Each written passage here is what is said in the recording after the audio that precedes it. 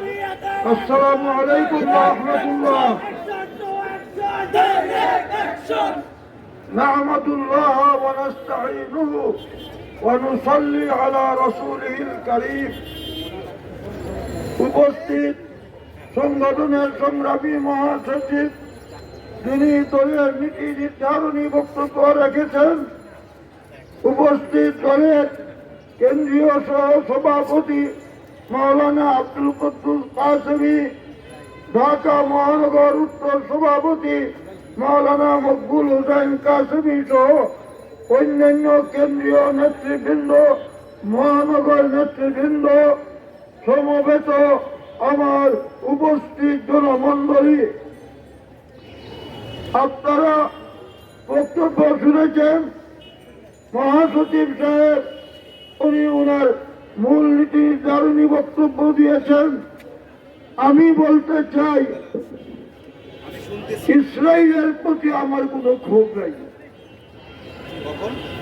আমেরিকার প্রতি আমার কোনো ক্ষোভ নাই, কারণ ওরা সন্ত্রাসী, ওরা জঙ্গি, ওরা মানবতা বিরোধী হিসাবে ইতিমধ্যেই আখ্যায়িত হয়ে গেছে। আল্লাহ কোরআনে বলছেন, লা তুফসিদু ফিল আরদ, আল্লাহ বলে তোমরা সন্ত্রাস করো না। তারা বলে না, আমরা তো সন্ত্রাসী না, ইন্নামা নাহনু মুসলিহুন। আল্লাহর ঘোষণাকে তারা চ্যালেঞ্জ করে এসেছে 1500 বছর পূর্বে। আল্লাহ বলেছেন, ওয়াবাউ বিগাযাবিন মিনাল্লাহ, এরা আল্লাহর গজব, আল্লাহর লানতকে সঙ্গে নিয়েই ঘুরে ফিরে বেড়াবে। এই অবস্থায় তাদের চলছে। আর আমাদের জাতিসংঘ হচ্ছে আমেরিকার, মার্কিন সরকারের একটা হাতিয়ার, তার সিদ্ধান্ত বাস্তবায়নের হাতিয়ার। তাই এদের কাছ থেকে চাওয়ার কিছু নাই।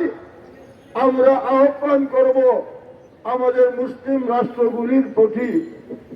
রাসূল সাল্লাল্লাহু আলাইহি ওয়াসাল্লাম বদর প্রান্তরে যখন দেখলেন মাত্র আমাদের 313 জন নিরস্ত্র লোক, আর ওইদিকে 1000 সশস্ত্র লোক, তখন অস্ত্র আর ক্ষমতার দিকে না তাকিয়ে মূল ক্ষমতার মালিকের সামনে সিজদায় লুটে পড়লেন। এই সিজদার বিনিময়ে আল্লাহ তাআলা সেই বদর প্রান্তরে মুসলমানদেরকে বিজয় দান করেছিলেন।